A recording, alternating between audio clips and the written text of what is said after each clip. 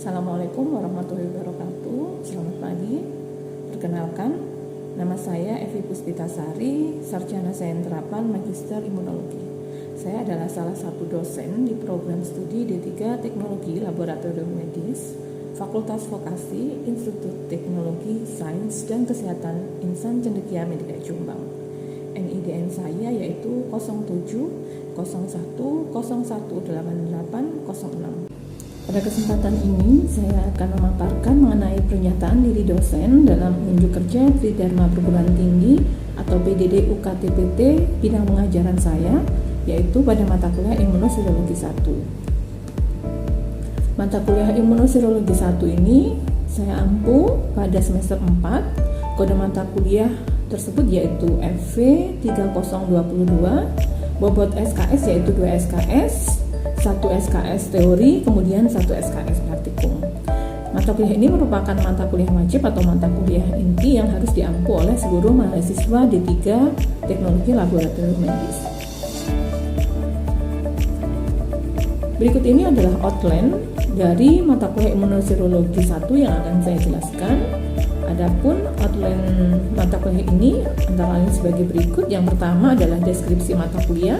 Yang kedua adalah capaian pembelajaran mata kuliah. Yang ketiga adalah metode perkuliahan. Yang keempat adalah materi pembelajaran. Yang kelima adalah sistem pembelajaran. Yang terakhir adalah rekaman video pembelajaran. Pada rekaman video pembelajaran akan saya paparkan mengenai bagaimana proses pembelajaran di kelas, karena mata kuliah ini terdiri dari mata kuliah teori dan praktikum. Jadi pada video di akhir nanti ini juga akan terdapat 2 video, yaitu video pembelajaran pada mata kuliah teori maupun video pembelajaran pada mata kuliah praktikum. Selanjutnya adalah deskripsi mata kuliah. Mata kuliah Imunoserologi 1 ini merupakan mata kuliah yang berfokus pada materi tentang konsep dasar imunologi, kemudian bagaimana mekanisme perlindungan dalam tubuh kita, jenis sistem imun beserta mekanisme perlindungannya masing-masing. Selanjutnya ada beberapa kelainan yang berkaitan dengan sistem imun, yaitu hipersensitivitas dan autoimun. Kemudian mahasiswa juga diberi pemahaman tentang pemeriksaan, yaitu pemeriksaan yang berkaitan dengan imunoise yang tidak berlabel pada Imunoserologi 1 ini. Antara lain menggunakan metode aglutinasi latek, presipitasi, dan flokkulasi. Berikut ini adalah capaian pembelajaran mata kuliah atau CPMK dari mata kuliah Imunoserologi 1. Yang pertama adalah mahasiswa mampu memahami konsep dasar imunologi, pengaturan sistem imun dalam tubuh, serta mekanisme perlindungannya. Yang kedua yaitu mahasiswa mampu memahami gangguan atau kelainan yang berkaitan dengan sistem imun dalam tubuh. Yang ketiga, mahasiswa mampu melakukan pemeriksaan imunoserologi baik menggunakan sampel darah atau cairan tubuh lain, menggunakan instrumen sederhana atau otomatis secara terampil. Kemudian yang keempat yaitu mahasiswa mampu memilih metode uji imunoserologi serta melakukan analisis kesesuaian metode terhadap hasil pemeriksaan laboratorium. Yang kelima yaitu mahasiswa mampu melakukan tindakan pencegahan terhadap terjadinya kesalahan pada pemeriksaan imunoserologi baik pada tahap pra-analitik, analitik maupun pada tahap pasca-analitik. Metode pembelajaran mata kuliah Imunoserologi 1 ini dilakukan dalam 2 metode, yaitu metode sinkron dan metode asinkron. Untuk metode sinkron ini dilakukan dengan melakukan tatap muka secara langsung antara dosen dan mahasiswa di kelas. Saat di kelas ini ada beberapa metode yang saya gunakan. Kadang kami lakukan diskusi dengan small group discussion. Jadi mahasiswa kami bagi beberapa kelompok, kemudian ada presentasi, tanya jawab dan diskusi antara saya dengan para mahasiswa. Kemudian saat praktikum, metode yang digunakan adalah metode simulasi. Jadi mahasiswa langsung melakukan pemeriksaan terhadap sampel, ya, baik darah atau cairan tubuh lain di dalam laboratorium. Kemudian untuk metode yang asinkron, ini dilakukan melalui learning ITS ke ISMI, yaitu mahasiswa atau saya selaku dosen bisa mengakses melalui link http://its-ismi.ac.id. Nah, dalam e-learning ini mahasiswa dapat dapat melihat ya, video pembelajaran yang saya upload, kemudian materi-materi yang saya berikan. Di sini juga bisa melakukan diskusi, tanya jawab. Jadi mahasiswa bisa memberi pertanyaan jika memang ada yang perlu ditanyakan dalam forum diskusi. Kemudian saya akan memberi tanggapan terhadap pertanyaan mahasiswa. Nah, di sini juga dilakukan ujian baik UTS maupun UAS. Jadi pelaksanaan UTS dan ujian dan UAS ini dilakukan menggunakan e-learning ITS-ISMI. Pengumpulan tugas mahasiswa pun ini bisa dilakukan ya. Mahasiswa bisa mengumpulkan tugas di website Sinampol, yaitu e-learning ITS-ISMI. Selanjutnya komponen perkuliahan. Mata kuliah Imunoserologi 1 ini terdiri dari mata kuliah teori 1 SKS, kemudian mata kuliah praktikum 1 SKS. Untuk mata kuliah teori ya, 1 SKS ini dilaksanakan selama 1 kali 50 menit dikali 14 pertemuan. Kemudian untuk mata kuliah praktikum ini 1 SKS-nya dilakukan selama 1 kali 170 menit dalam 14 pertemuan.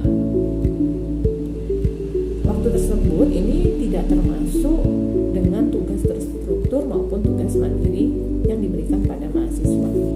Berikut ini adalah beberapa materi yang akan diberikan pada mata kuliah Imunoserologi 1. Mata kuliah Imunoserologi 1 ini dibagi menjadi 2, yaitu materi pada mata kuliah teori, kemudian materi pada mata kuliah praktikum.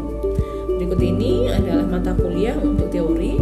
Pada perkuliahan teori, materinya adalah yang pertama konsep dasar imunitas dalam tubuh, sistem imun alamiah, yang ketiga adalah sistem imun adaptif, yang keempat adalah sistem komplement, yang kelima antigen dan antibodi, yang keenam reaksi persensitivitas, yang ketujuh yaitu autoimunitas dan penyakit autoimun. Kemudian pada perkuliahan praktikum materinya adalah sebagai berikut. Yang pertama ada pemeriksaan bidal, yang kedua ada pemeriksaan HCG, yang ketiga ada pemeriksaan ASO, yang keempat ada pemeriksaan C-reaktif protein atau CRP, yang kelima ada pemeriksaan RF, rheumatoid factor, yang kelima, yang keenam ada pemeriksaan VDRL, yang ketujuh ada pemeriksaan TTHA. Berikut ini adalah tampilan dari e-learning ITS-ISMI melalui Sinampol ITS-ISMI Jombang. Mahasiswa dan dosen ini bisa masuk melalui username maupun password yang diberikan masing-masing. Tampilannya bisa kita lihat. Pada e-learning ini mahasiswa bisa mengakses materi, kemudian video pembelajaran yang dikirim oleh dosen melalui pembelajaran. Di sini mahasiswa bisa mengumpulkan tugas ya, pada bagian tugas mahasiswa. Pada bagian ujian di sini mahasiswa bisa melakukan ujian tengah semester maupun ujian akhir semester. Nah, ini bisa kita lihat. Berikut ini adalah kelas saya, yaitu kelas Imunoserologi 1. Kemudian di bagian kanan yang gambar ini adalah salah satu contoh ya pelaksanaan hasil pelaksanaan ujian UTS ini. Kemudian ada bank soal. Ini adalah tampilan pada learning ITS-ISMI Jombang. Selanjutnya adalah penentuan penilaian mata kuliah Imunoserologi 1. Nah, berikut ini bisa kita lihat penentuan bobot dari mata kuliah Imunoserologi 1. Beberapa indikator yang saya masukkan dalam penilaian mata kuliah ini antara lain yang pertama adalah kuis, yang kedua adalah tugas, yang ketiga adalah ujian tengah semester, yang keempat adalah ujian akhir semester. Bisa kita lihat pada gambar tersebut bahwa untuk kuis ini persentasenya adalah 10%. Mata kuliah ini nanti memenuhi pada CPMK yang ke-1 dan CPMK yang ke-2. Kemudian untuk tugas terdiri dari 20%. Ini untuk memenuhi CPMK 1, 2, 3, 4 maupun ke-5. Tugas pada mata kuliah teori ini diberikan dalam bentuk presentasi atau pembuatan makalah. Kemudian untuk tugas pada materi praktikum, mahasiswa wajib membuat laporan hasil pemeriksaan praktikum setiap pertemuannya. Kemudian pada pelaksanaan UTS ini 30% untuk memenuhi CPMK 1 sampai 5. Kemudian untuk pelaksanaan UAS ini persentasenya adalah 30%, yaitu terhadap pemenuhan CPMK mulai CPMK 1, 2, 3, 4 dan 5 juga. selanjutnya saya akan menampilkan video rekaman pembelajaran metode sinkron saya, yaitu pembelajaran teori di kelas dan video pembelajaran praktikum saat di laboratorium.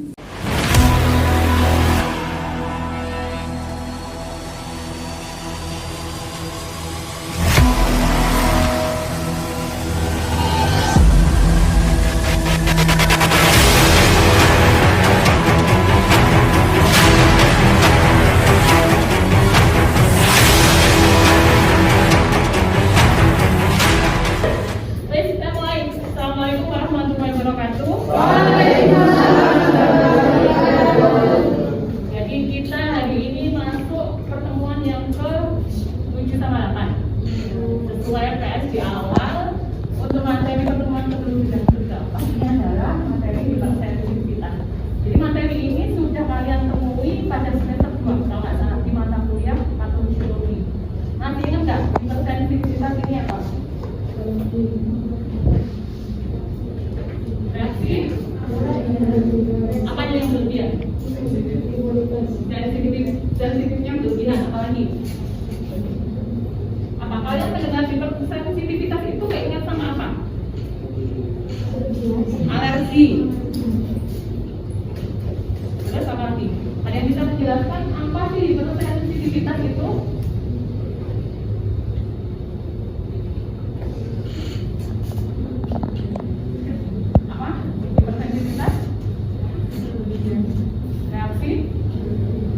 Jadi kita bisa melihat dari makna hipersensitivitas. Hiper itu artinya berlebihan. Jadi di sini itu sensitivitasnya berlebihan, sehingga nanti efeknya bukan malah baik, tapi menimbulkan kerusakan jaringan. Jadi sistem imun ini kalau kurang juga nggak baik, kalau kelebihan juga nggak baik. Kalau kurang berarti kan artinya defisiensi. Kalau sampai defisiensi, berarti orangnya nanti efeknya bagaimana? Kalau imunnya defisiensi, orangnya gampang kena infeksi. Tapi kalau seperti ini berlebihan, ini juga kurang baik. Pada akhirnya akan menimbulkan kelebihan pada kondisi. Sekarang mekanismenya kita lihat di sini. Ada dua, yang pertama domainnya, saya untuk komplement. Jadi tadi antigen ceritanya beda. Kalau yang pertama tadi kan ada alergen masuk, jadi antigennya adalah eksogen dari luar. Kalau ini antigennya ada di permukaan sel. Misalnya ini adalah gambarnya eritrosit. Di permukaan sel eritrosit itu kan ada berbagai macam antigen. Ini antigen pada permukaan sel eritrosit. Kemudian ada AB di sini antibodi. Antibodi ini akan berikat ya. Kita bisa lihat. Jadi antigen pada permukaan sel ini akan diikat oleh antibodi. Jadi di situ ada ikatan atau reaksi antara antigen dan antibodi. Kita bisa lihat setelah itu di sini ditambah komplement. Jadi artinya di sini ketika ada reaksi antibodi dan antigen maka akan mengaktifasi sistem komplement. Masih ingat ini melalui jalur berapa? Klasik. Jadi ini nanti komplement akan mengaktifasi melalui jalur klasik. Berarti melalui berapa dulu? Berapa? D1. Jadi D1, D4, D2, D3, 5, 6 sampai 9, kemudian terbentuk apa? Di akhir membran sampai kompleks. Jadi setelah terbentuk membran sampai kompleks itu kan seperti terbentuk program-program. Sehingga ini selnya nanti akan keluar. Kemudian sel LH ini reseptornya akan berikatan dengan Fc dari antibodinya. Sehingga yang terjadi adalah apoptosis. Jadi di sini sel LH ini akan menghancurkan sel-selnya semuanya. Jadi sel-selnya apoptosis itu kematian sel, tapi kematiannya selnya ini terprogram. Ini nanti mekanisme kerjanya seperti yang saya sudah dijelaskan. Pada akhirnya akan apoptosis. Saya mau tanya lagi? Sudah jelas? Silakan. Bagaimana mekanisme reaksi hipersensitivitas pada HTR kalau ada tindakan perdonor A dan jadi kalau ini kan seperti itu, kalau HDR tadi kan ibu sama anak. Kalau antara donor sama resipien itu kan jelas sekali. Misalnya kita golongan darahnya dengan orangnya itu berbeda, misalnya antigennya, ya jelas. Jadi misalnya kita golongan darahnya A, kemudian ada pendonor AB atau B misalnya. Di situ karena berbeda jenisnya, ya berarti kan antigen yang ada di permukaan sel eritrositnya juga beda-beda.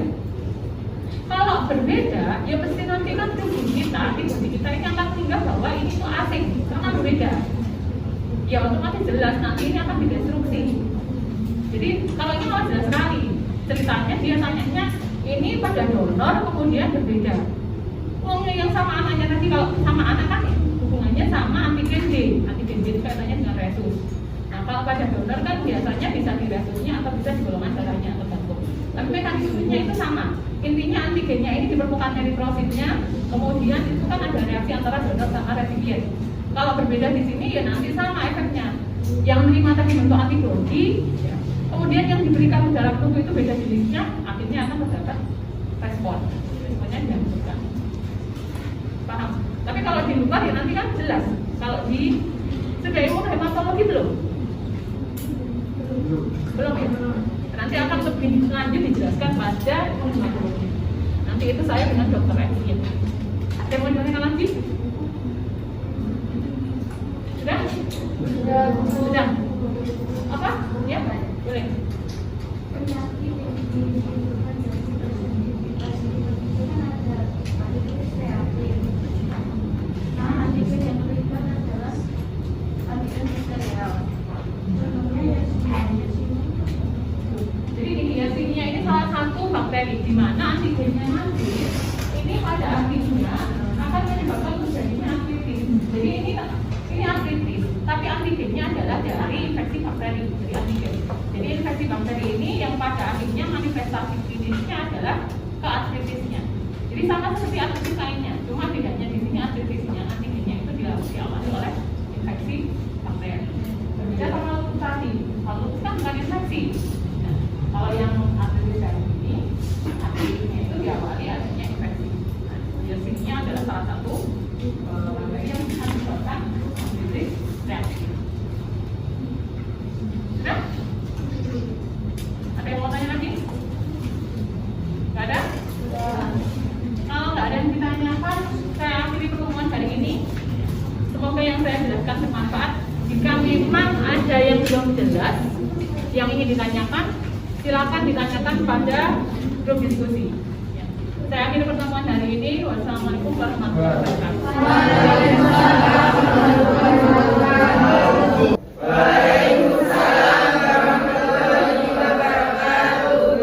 Jadi pada hari ini materi praktikum kita sesuai RPS atau ya? Apa sih ASO itu sudah belajar semua atau modulnya? Sudah. Atau apa? Ada yang bisa menjelaskan apa sih antistreptolisisme itu? Yang dideteksi apa sih hari ini itu? Antibodi. Jadi pada hari ini pemeriksaan antistreptolisisme ini adalah pemeriksaan untuk mendeteksi adanya antibodi terhadap antigen streptolisisme yang dimiliki oleh kuman Streptococcus. Berarti tujuannya pemeriksaan ini gunanya di lab itu untuk diagnosis penyakit ya, penyakit karena penyakit pasca infeksi Streptococcus, misalnya tadi rheumatoid fever, kemudian apalagi glomerulonephritis, paham ya? Kemudian reaksinya adalah reaksi antara antistreptolisinoidnya di serum kemudian dengan streptolisino yang melapisi partikel latex. Metodenya pakai apa? Jadi metode pemeriksaan ASO adalah aglutinasi latex. Ingat-ingat. Misalnya ada berapa sih urutannya? Ada apa dulu pertama? Kualitatif hasilnya nanti apa? Positif atau negatif. Jadi ketika ada aglutinasi berarti positif. Kalau tidak aglutinasi berarti negatif. Kemudian dilanjutkan pada pemeriksaan kualitatif. Ada tabel. Tabelnya ini adalah tabel Peter dengan konsentrasinya. Peternya berapa aja? Dari awal coba dilihat. Yang dari 1 itu Nih, itu berarti artinya masih murni, tidak diencerkan. Tadi kan yang di pertama kamu lihat produknya. Ditambah pijat nggak? Enggak kan? Jadi di lingkaran ke-1 tadi itu kan tidak ada pijatnya. Isinya hanya 50 mikroliter serum. Ditambah asolate aja, jadi nggak ada encernya. Lihat. Kemudian yang lingkaran kedua, tadi kan jumlah serumnya berapa? 50. Terus ditambah salinnya 50 toh? 100. Di sini 2 kali. Berarti 2. Kemudian lingkaran yang ketiga, ini kan diambil 50 diberikan ke lingkaran ketiga. Ditambah salinnya berapa? 50. Jumlahnya jadi 100. Nih ke sini 2 kali setengah. Tapi ini tuh didapat dari sini yang sudah diencerkan setengah. Jadi titiknya di sini adalah 1/4. Kemudian sama dari sini kan diberikan ke sini sebanyak 50. Tadi sudah ditambah salinnya 50 sama jumlahnya 100. Sama di sini setengah. Tapi ini kan dikasih dari sini. Yang pengencerannya adalah 1/4. Jadi di sini 1/8 seterusnya. Jadi mulai di atas yang lingkaran ke-1 tadi diet ya. Kemudian setengah 16. Jika memang ada seterusnya. Itu kan hanya 5 tetapi. Nah, kemudian hitung konsentrasinya, hitungnya nanti adalah melihat pengencerannya ini berapa kali dikalikan dengan batas sensitivitas. Jadi setiap reagen ya, setiap alat pembacaan ini ya, ini tuh selalu ada batas sensitivitasnya. Nah, untuk pemeriksaan antiseptolisin O, batas sensitivitasnya artinya gini. Ini itu bisa menyebabkan aglutinasi, bisa didapatkan hasil aglutinasi setidaknya kalau jumlah antiseptolisin O dalam serum itu adalah 200. Jadi batas sensitivitas dari pemeriksaan ASO ini adalah 200 per liter. Nah, jadi nanti ngitungnya karena ini nggak diencerkan ya tetap 200. Kemudian ini 2 kali berarti 400. Ini 400. Kemudian ini 600. 3.200. Sekarang balik lagi ke sini. Tadi aglutinasinya terjadi di lingkaran 1, 2, 3. Berarti kita lihat pengenceran, kita lihat aglutinasi terakhir yaitu di lingkaran ketiga. 1, 2, 3. Berarti liternya 1/4. Kalau liternya 1/4 berarti dikalikan berapa tadi hitungnya? 200. Konsentrasinya adalah 200. Ada yang masih bingung? Sudah jelas? Sudah. Kalau sudah jelas silakan dilakukan pemeriksaan. Sampelnya kan ada. Nanti silakan di situ ada tulisannya masing-masing kodingnya. Sampelnya ada kodingnya. Ada yang positif, ada negatif. Yang positif kan kemarin dari puskesmas. Kemudian nanti pelaporan hasilnya jangan lupa menulis sampelnya masing-masing. Jadi setiap mahasiswa harus punya hasil masing-masing. Silakan dikerjakan.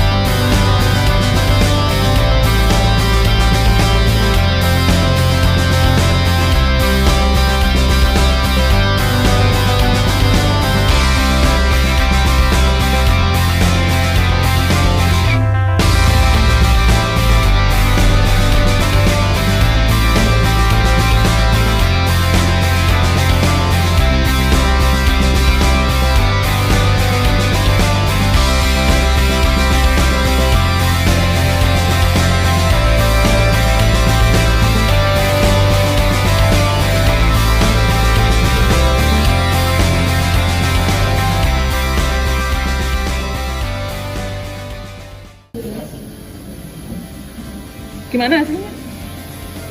Aglutinasi pada lingkaran keempat.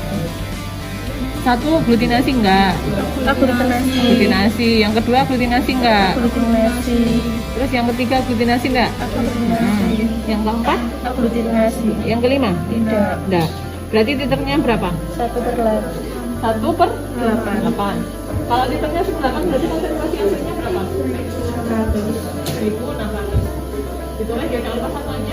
Kemudian ini nanti dibuat dokumentasi di Depok untuk dilakukan di laboratorium.